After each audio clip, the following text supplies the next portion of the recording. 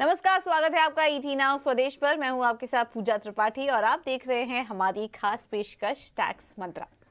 2024 में tax saving करने वाली स्कीम्स की तलाश अगर आप कर रहे हैं तो यहाँ पर आपको निवेश के साथ साथ अच्छा पैसा भी मिलेगा, आपकी टैक्स प्लानिंग भी होगी और भी काफ़ी सारी चीज़ों पर हम चर्चा करेंगे जिस पर कि हमने इस साल ध्यान नहीं दिया, लेकिन कुछ चीज़ों पर हम चर्चा करेंगे कि कहाँ कहाँ पर आपको यहाँ प्लानिंग करनी ज़रूरी है। तो शो की शुरुआत करते हैं और हमारे साथ आज बेहद ही खास मेहमान जुड़े हैं। सुजीत बांगर हमारे साथ जुड़े हैं, फाउंडर टैक्स बडी से। Sujeet ji, thank you so much ET now Swadesh को समय देने के लिए। और पहले तो आपको नए साल की ढेर सारी शुभकामनाएं। तो हम काफ़ी सारे यहाँ पर फाइनेंशियल तरीके डिस्कस करेंगे जिससे कि टैक्स प्लानिंग भी बेहतर तरीके से हो सके। तो फर्स्ट थिंग फर्स्ट, 2023 में ही अगर किसी ने जॉब चेंज कर दी है तो वो क्या करे, किस तरीके से अपनी टैक्स प्लानिंग की योजना बनाए आने वाले अगले साल के लिए? देखिए, धन्यवाद पूजा जी, आपको भी नए साल में शुभकामनाएं। Thanks for having me here. तो देखिए, जब हम जॉब चेंज करते हैं तो सबसे इम्पोर्टेंट चेंज होता है कि आपका एम्प्लॉयर चेंज हुआ है। और एम्प्लॉयर जो होता है ना, उसके ऊपर मैंडेट होती है कि आपके सैलरी से टीडीएस डिडक्ट करने की। हम्म। तो जब हम नया जॉब ज्वाइन करते हैं तो फर्स्ट एंड फॉरमोस्ट थिंग जो हमें करनी है वो ये करनी है कि हमें हमारे पुराने जो जॉब्स है, कि अगर मैं दिसंबर महीने में नया जॉब ज्वाइन कर रहा हूँ तो मेरे 30 नवंबर तक मैंने जहां जॉब किया है, मेरा एम्प्लॉयर कौन सा था, मेरी मंथली सैलरी स्लिप उनकी क्या थी, ये सारा जो डेटा है ना, ये मुझे कलेक्ट करना है और नए एम्प्लॉयर को देना। हम्म। टू मेक इट सिंपल, अगर सिंपल तरीके से अगर समझाना है तो मैंने 1 अप्रैल से लेके 1 अप्रैल 2023 से लेके 30 नवंबर 2023 तक मैंने जो भी इनकम अर्न किया है और उस इनकम पे मेरे अर्लियर इनकम जो भी टीडीएस किया डिडक्ट किया है, हम्म। राइट, ये हम्म। इंफॉर्मेशन मुझे मेरे एम्प्लॉयर को देनी है। अलॉन्ग विद दैट, अगर मैंने कुछ ऑन माय ओन कुछ टैक्स पे किया है, कहीं पे हम्म। मैंने कुछ एडवांस टैक्स पे किया है बिकॉज ऑफ अदर एक्टिविटीज के कारण, वो भी डेटा हम्म। हमें, या फिर अदर वे राउंड भी हो सकता है कि मेरा टीडीएस हम्म। लेस होगा, क्योंकि कुछ सिचुएशन ऐसी होती है कि अगर मैंने फरवरी में जनवरी में जॉब चेंज करता हूँ और मेरी 2 महीने की सैलरी अगर 2.5 लाख से कम है तो मेरा नया हम्म। एम्प्लॉयर टीडीएस ही नहीं डिडक्ट करेगा। पर मैंने ऑलरेडी, हम्म। मेरा पुराना सैलरी, मैंने 8-9 लाख सैलरी मेरी क्रॉस हुई है, तो टीडीएस तो हम्म। डिडक्ट करना चाहिए था। तो आई में एंड अप हम्म। की मुझे फिर रिटर्न भरते वक्त एक्स्ट्रा इंटरेस्ट चार्ज होगा। स्पीकर। तो ये बहुत हम्म। इंपॉर्टेंट है। और जस्ट एक 1 पॉइंट, एक 12B करके फॉर्म आता है जो इनकम टैक्स डिपार्टमेंट ने प्रिस्क्राइब किया, वो आपको आपके नए एम्प्लॉयर को देंगे, तो वो सारे डिटेल्स भर के आप दे सकते हम्म। तो ये ध्यान रखिए, जो साल के दौरान जिन्होंने नौकरी चेंज की है उनमें हम अक्सर ये कन्फ्यूजन देखते हैं कि नए एम्प्लॉयज़ के पास में क्या क्या डिटेल्स सबमिट करें, स्पेशली अपने सैलरी से जुड़ी हुई, इसको लेकर काफ़ी कन्फ्यूजन रहता है। तो ये सारी चीज़ें जो अभी आपको सुजीत जी ने बताई, इसका आप ध्यान रखिए। फॉर्म 12B, इसका आप ध्यान रखिए। एक और फॉलो अप क्वेश्चन होगा मेरा इससे जुड़ा, क्योंकि हाल फिलहाल में हम काफ़ी सुनते भी हैं इसके बारे में। प्रोविडेंट फंड को भी लेकर काफ़ी कन्फ्यूजन रहती है कि प्रीवियस एम्प्लॉयज़ के पास जो उनका जो पीएफ कट रहा था, अब उसका ट्रीटमेंट नए एम्प्लॉयज़ के पास कैसे करेंगे, किस तरीके से ट्रांसफर करें, क्या शिफ्ट करें, इसको लेकर भी थोड़ी कन्फ्यूजन होती है। थोड़ा क्लैरिटी दीजिए हमारे दर्शकों को ईपीएफ से जुड़े। हैं। प्रोविडेंट फंड के मैटर में बहुत सिंप्लीफाइड है आप पूरा रेजिम, एंड हम्म। बहुत ही टेक्नोलॉजिकली एडवांस हुआ है। तो हम्म। आपको प्रोविडेंट फंड के ट्रांसफर पे जब आपका एम्प्लॉयर चेंज होता है तो आपको सिर्फ वो इंफॉर्मेशन आपको नए एम्प्लॉयर को पास ऑन करना है। आपका एक यूनिवर्सल नंबर होता है, वो नंबर भी आपको उनको जो होता है वो पास ऑन करना है। प्रोविडेंट फंड में एक चीज हमें हमेशा इंश्योर करनी है कि आपका एवरी मंथ 500 रुपए का मिनिमम आपका इन्वेस्टमेंट हो रहा है उसमें, क्योंकि जब ये जब जरूरत में ऐसा ना हो कि आप किसी साल में आपका कोई प्रोविडेंट फंड में इन्वेस्टमेंट मिस आउट हो जाए, तो वो हम्म। एक चीज आपको ध्यान में रखनी है। अदरवाइज कोई मेजर इशू नहीं होगा जॉब ट्रांसफर में, अगर आप ये चीजें फॉलो करें। ठीक है, तो इन कुछ चीज़ों का आप ध्यान रखिए और अपना टैक्स बचाइए, ये काफ़ी इम्पोर्टेंट है क्योंकि ऐसे में आपका टीडीएस ज़्यादा कट सकता है और उसके बाद जब आप रिफंड क्लेम करेंगे वहाँ पर आपको इंटरेस्ट भी चार्ज हो सकता है, तो अपना वहाँ पर टैक्स बचाएं और इन सब बातों का ध्यान रखिए। अब अगला सवाल, अमूमन हम ये देखते हैं कि दिसंबर से फरवरी के बीच में आपके एम्प्लॉयज आपसे एक्सपेंसेस और इन्वेस्टमेंट प्रूफ भी मांगते हैं, और सुजीत जी ये वो इन्वेस्टमेंट प्रूफ होते हैं जो कि हम अक्सर अमूमन हम मार्च अप्रैल के दौरान हम एक इन्वेस्टमेंट डिक्लेरेशन करते हैं, जिसके चलते हम अपने एम्प्लॉयज को बताते हैं कि ये हमारे खर्चे, तो उसके बेसिस पर हमारा टीडीएस या फिर टैक्स कैलकुलेट होता है। अब समय आता है उसका प्रूफ सबमिट करने का, और अमूमन ये दिसंबर से शुरू होता है, कहीं कहीं जनवरी फरवरी में भी चलता है। इसके बारे में कुछ बताइए, क्योंकि हम देखते हैं कि यहाँ पर चीजें मिस होती हैं, लोग ध्यान नहीं देते और बाद में उनकी सैलरी से एक बड़ा टैक्स अमाउंट डिडक्ट होता है। तो ये भी वही टाइम है, क्रूशियल टाइम है, इसके बारे में आप क्या कहेंगे, हमारे दर्शकों को जानकारी दीजिए। ये बहुत इम्पोर्टेंट एस्पेक्ट है।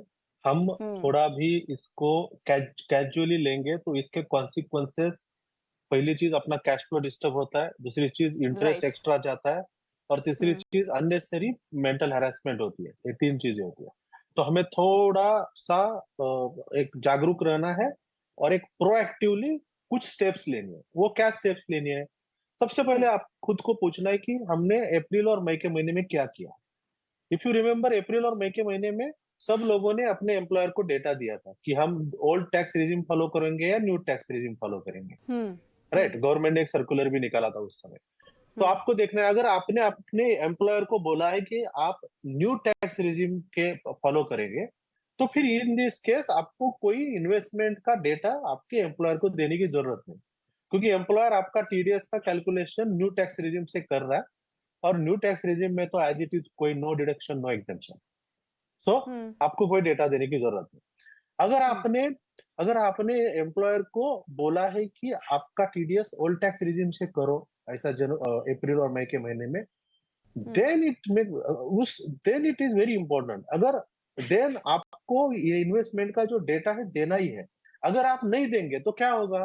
तो एम्प्लॉयर आपका इनकम 2,50,000 से टैक्सेबल है ऐसा करके कैलकुलेशन कंप्यूट करेगा और अकॉर्डिंगली आपका टीडीएस प्लान करेगा। तो अगर आप ओल्ड टैक्स रिजिम बताए तो आपको ये डेटा देना है।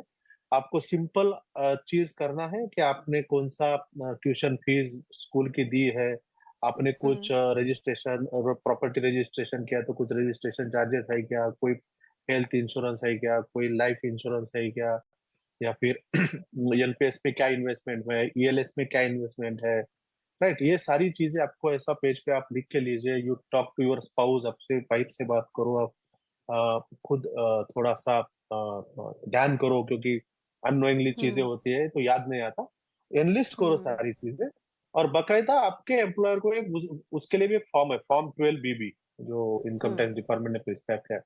तो आप बकायदा ये सारी चीजें करके आप अपने एचआर को दे दो एज अर्ली एज पॉसिबल, क्योंकि आप जितना डिले करोगे ना उतना वो टीडीएस का मीटर चलता ही रहेगा।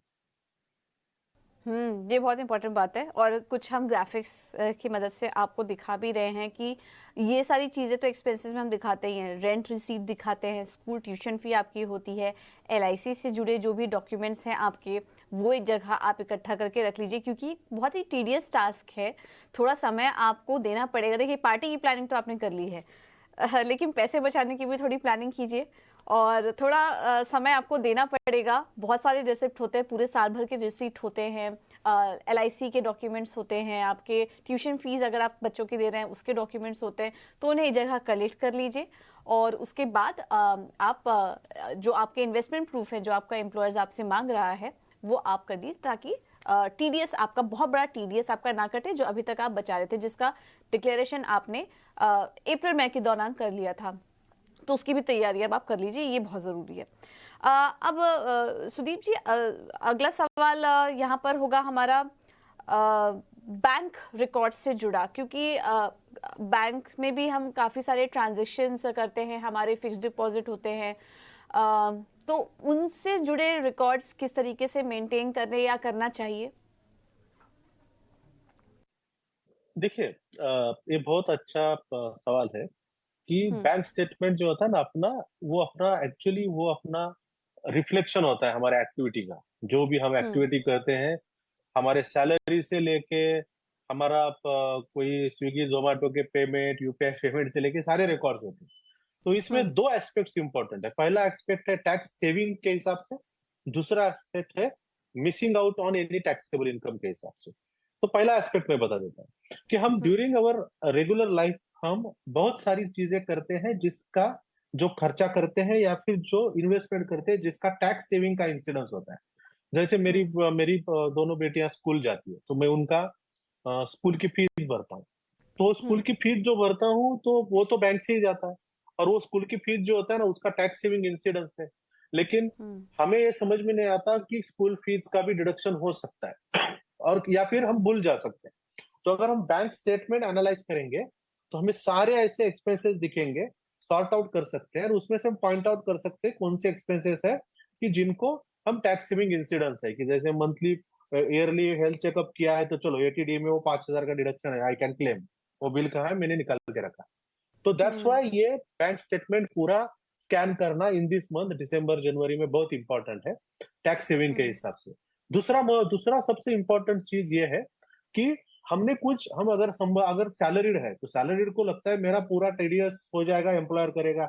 मैं कुछ कैपिटल गेन लूंगा तो फिर समझ में लगता है कि टीडीएस मेरा एम्प्लॉयर कर रहा है, उसमें से मैनेज हो जाएगा। तो एक मिसकंसेप्शन होता है। तो बैंक स्टेटमेंट लेंगे तो पता चलेगा अरे यार मेरा तो ये 3 लाख का तो मुझे कैपिटल गेन आया है, इसके ऊपर तो कोई टैक्स मैंने पे नहीं किया। या फिर मुझे डिविडेंड आया है अर्लियर इन्वेस्टमेंट का, वो डिविडेंड पे तो अभी टैक्स डिडक्ट नहीं होता, तो मुझे उसका टोटल जो मतलब डिविडेंड पे जो है कि पहले डिविडेंड टैक्स मतलब डिविडेंड टैक्स फ्री था, तो अभी डिविडेंड टैक्स फ्री नहीं है, वो तो मुझे मेरे स्टेटमेंट में दिखाना है, तो मुझे उसका भी टैक्स कैलकुलेट करना है। तो अगर ये फिर कुछ एफडी का इंटरेस्ट जमा हुआ है तो मुझे देखना है कि उसके ऊपर कितना टैक्स आ रहा है। तो ये सब करके अगर कुछ टैक्स लायबिलिटी आ रही है तो मैं अब ये एडवांस टैक्स उसका ऑन माई ओन पे कर सकता हूँ, और जिससे मेरा ओके। इंटरेस्ट भी बचेगा और मेरा कैश फ्लो भी ठीक से हो जाएगा।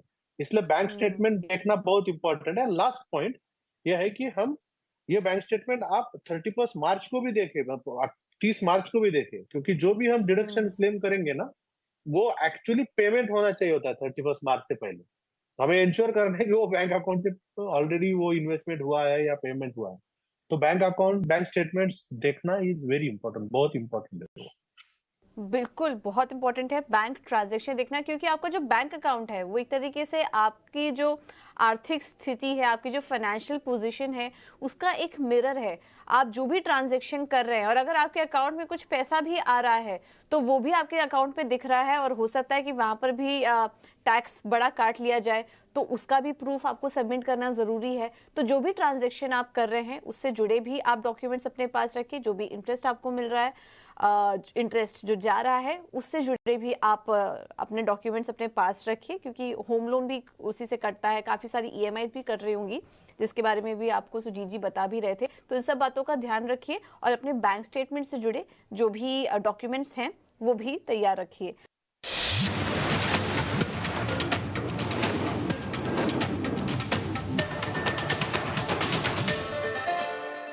इसके बाद बात करते हैं पीपीएफ और एनपीएस अकाउंट के बारे में। इसके बारे में भी हम काफ़ी सुनते रहते हैं, और टैक्स सेविंग करने के लिए ये दो काफ़ी बेहतरीन इंस्ट्रूमेंट बताए गए हैं। इसके बारे में कुछ बताइए सुजीत जी, और किस तरीके से हम अपनी टैक्स प्लानिंग इन दो इंस्ट्रूमेंट्स के जरिए कर सकते हैं। देखिए पीपीएफ या फिर provident fund related any investment जो होता है ना, वो एक ट्रेडिशनल वे चल रहा है। आप देख रहे हैं पिछले 20-25 साल से अगर रिटायरमेंट के लिए इन्वेस्टमेंट करना है तो बोलते हैं पीएफ का पोर्शन बढ़ाओ, पीएफ का पोर्शन बढ़ाओ। ऐसा तो पीएफ अच्छी इन्वेस्टमेंट है, उसके ऊपर आपको इंटरेस्ट रेट भी अच्छा मिलता है, रिटायरमेंट का प्लानिंग भी हो सकता है। लेकिन इसमें सबसे इंपॉर्टेंट चीज है, जैसे मैंने आपको पहले बोला कि आपको एनुअली मिनिमम 500 रुपए का इन्वेस्टमेंट होना चाहिए इसमें। तो आप उसका टेक केयर कीजिएगा, आपका एनुअली मिनिमम 500 तो उसमें इन्वेस्टमेंट आप कर रहे हो, इसका एक इम्पोर्टेंस है। मेरे पास कोई भी क्लाइंट आता है या फिर कोई एडवाइस के लिए आते हैं तो मैं उनको हमेशा बोलता हूँ कि अगर आप 20s में हैं और अर्ली 30s में हैं तो आपका थोड़ा एनपीएस का पोर्शन ज्यादा होना चाहिए इसके लिए, ओके। रिटायरमेंट प्लानिंग के लिए। क्योंकि बिल्कुल। एनपीएस में बहुत ऑप्शंस आपको अवेलेबल होते हैं। आप फंड मैनेजर पे रिलाय हो सकते हैं, या फिर आप खुद भी कुछ डेट इक्विटी का पोर्शन भी आप थोड़ा एडजस्ट कर सकते हैं। ये दो हम्म। तीन ऑप्शंस एनपीएस में अवेलेबल है। सबसे important hmm. Aspect year and tax planning में आपको एनपीएस में ये देखना है कि आपका एटीसी का ब्रैकेट 1.5 लाख का कंप्लीट हुआ है क्या।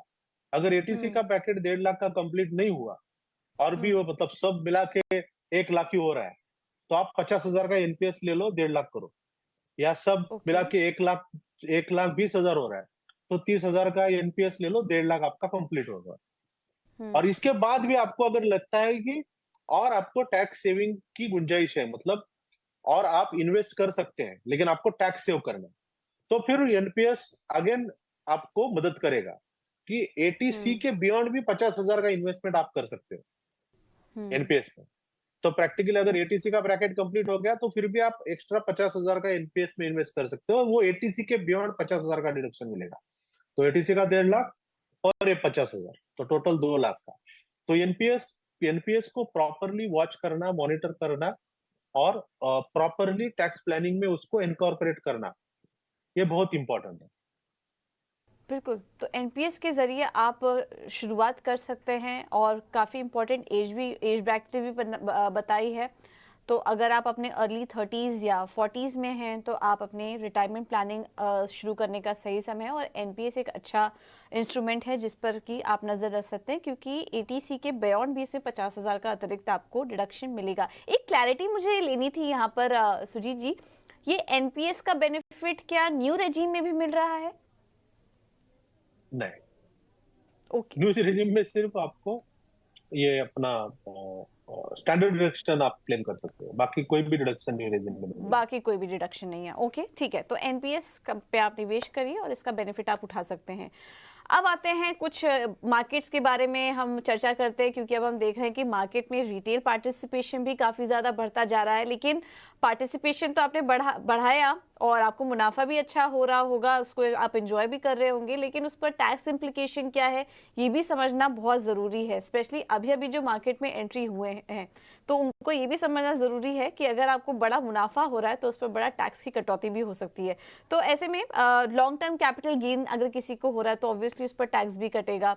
किसी का लिस्टेड शेयर या इक्विटी म्यूचुअल फंड में वो है, तो किस तरीके से अपने लॉन्ग टर्म कैपिटल गेन को बचाएं क्या, और अगर बुक कर रहे हैं, प्रॉफिट बुक कर रहे हैं, तो किन किन बातों का ध्यान रखें? लॉन्ग टर्म कैपिटल गेन में जो इक्विटी का है, इक्विटी या इक्विटी ओरिएंटेड म्यूचुअल फंड, तो हम्म। इसमें सबसे इंपॉर्टेंट चीज है कि 1 लाख तक का मेरा गेन टैक्स फ्री है। तो अगर साल में मुझे जो मैं मेरा जो कैपिटल गेन है, long term capital gain on equity 1 lakh आता है, तो मुझे कुछ टैक्स नहीं है। और 1 लाख के ऊपर मुझे 10% का टैक्स पड़ेगा।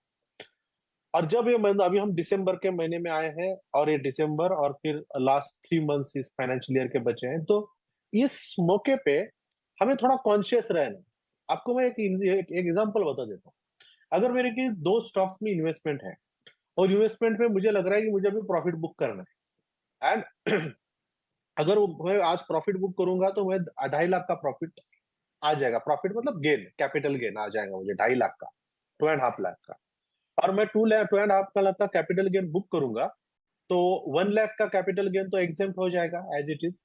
और ऊपर का जो 1.5 लाख का है उसके ऊपर 10% टैक्स पड़ेगा, तो मुझे 15,000 का टैक्स पड़ेगा। लेकिन अगर इसको मैं हम्म। थोड़ा डेफर करूं, थोड़ा प्लान करूं कॉन्शियसली, तो अगर मैं इतना ही सेल करूं मेरे स्टेक्स का कि मेरा कैपिटल गेन 1 लाख तक आ रहा है, तो वो मेरा इस हम्म। साल में एग्जेम्प्ट हो जाएगा। फिर अप्रैल ओके। मई के महीने में मैं बैलेंस बैलेंस जो मेरा कैपिटल गेन है, वो मैं जो बैलेंस जो स्टेक्स है वो मैं अप्रैल के महीने में बेचूंगा, तो मुझे हम्म। 1.5 लाख का कैपिटल गेन आ जाएगा। उसमें 1 लाख एग्जेम, मुझे सिर्फ 50,000 पे 10% से टैक्स भरना है, 5,000। तो यहाँ मेरा 15,000 टैक्स आ रहा था, वहां सिर्फ 5,000 टैक्स आ रहा है। इसका और एक चीज हो सकता है कि अगर मैं नेक्स्ट ईयर मतलब अप्रैल के महीने में इतना ही टैक्स बेचूं कि मेरा एक हम्म। लाख का ही गेन आ जाए, राइट, और बैलेंस टैक्स में ऐसे ही कंटिन्यू करूं, तो नेक्स्ट फाइनेंशियल ईयर चौबीस राइट। पच्चीस में भी मेरा 1 लाख का गेन है, वो पूरा एग्जेम। और बचा हुआ हम्म। जो स्टेक्स है वो मैंने अप्रैल 25 में अगर मैं बेचूंगा तो मेरा वो 50,000 का गेन अप्रैल 25 में आ जाएगा, तो वो भी ऑब्वियसली 1 लाख से नीचे है तो नो टैक्स। तो इस सिनेरियो में तो मुझे 1 रुपए भी टैक्स पे करने की जरूरत नहीं पड़ेगी। बिल्कुल। तो ये इस प्रकार से अगर प्लान करेंगे तो हम हमारा जो गेन है, मतलब हमारा जो गेन मैक्सिमाइज कर सकते हैं, टैक्स मिनिमाइज कर, थोड़ा सा कॉन्शियस होके प्लान करना है ईयर एंड में। तो ये कुछ तरीका है, कुछ कैलकुलेशन के जरिए, कुछ एग्जांपल्स के जरिए हमने आपको बताया कि आप अपना कैसे लॉन्ग टर्म कैपिटल गेन को प्रोटेक्ट कर सकते हैं अगर आपको मुनाफा हो रहा है म्यूचुअल फंड में या मार्केट के जरिए। सुजीत जी, अब आखिर में जाते जाते आपके क्लोजिंग स्टेटमेंट लेना चाहेंगे, क्योंकि डिस्कशन तो काफी बड़ा है, लेकिन ऐसे में और क्या क्या रिव्यू करना चाहिए? हमने एनुअल इंफॉर्मेशन स्टेटमेंट के बारे में भी सुना है, उसको लेकर किस तरीके से उसका रिव्यू कैसे करना चाहिए और किस तरह की प्लानिंग करनी चाहिए, क्या क्या चीजें पहले से ही रेडी रखनी चाहिए, इसके बारे में कुछ बताइए। देखिए, बहुत बार ये होता है कि शायद आपने भी रियलाइज किया, मैंने खुद ने भी रियलाइज किया है मेरे केस में। हम्म। जब आप रिटर्न फाइल करने बैठते हैं तो आपको स्क्रीन पे जब एआईएस दिखता है तो आपको लगता है अरे यार ये तो मैंने कब किया, ये तो मैंने किया ही नहीं, हाँ। ये इनकम यहाँ कैसे हम्म। दिख रहा है। तो जी ये जी। सरप्राइजेस हमें दिखते हैं। तो इसलिए अगर हम ये जनवरी फरवरी में हम अगर इनकम टैक्स पोर्टल पे जाए, हमारे एआईएस देख के हमारा क्या डेटा कैप्चर हुआ है वो अगर हम देखें, तो हमें पता हम्म। चलता है कि अरे यार वो आईडीबीआई बैंक में हमने कभी एफडी रखा था, उसका 1 लाख का इंटरेस्ट क्रेडिट हुआ है, पता चलेगा। या फिर हम्म। हमने ऐसा ही बैठे बैठे ऑफिस में बैठे हैं, कुछ ऐसा ऐप में देखा और 2-3 स्टॉक बेच दिए और गेन हुआ है और हम भूल गए थे, तो साल के अंत में पता चलता है कि अरे यार ये गेन हुआ है, इसके ऊपर मुझे टैक्स, एडवांस टैक्स टैक्स दे पे दिया। करना है। तो जी एआईएस जी। हमें देखना है, एआईएस देखो, एआईएस देखने के बाद चेक करो कि ये ट्रांजैक्शन रियली हुआ है क्या, इसमें कुछ डबल एंट्री तो नहीं। बहुत बार एआईएस में डबल एंट्री होता है तो हमें वो रेक्टिफाई करना पड़ता है। तो ये करके हम्म। अगर हम करेंगे तो हमारा एक तो ड्यू टैक्स पे होगा, और दूसरा चीज है कि जब हम जून में जुलाई में हम जब फाइलिंग के लिए जाएंगे तो हम वेल प्रिपेयर होंगे, क्या सही है क्या गलत है मालूम है, वी आर वेल प्रिपेयर्ड। तो टैक्स भी बचेगा, कैश फ्लो भी मैनेज होगा। ये कैश फ्लो मैनेज इसलिए मैं बोलता हूँ कि आपको मालूम है टैक्स कब पे करना है, तब आप पे नहीं किया आपने तो आपको टैक्स हम्म।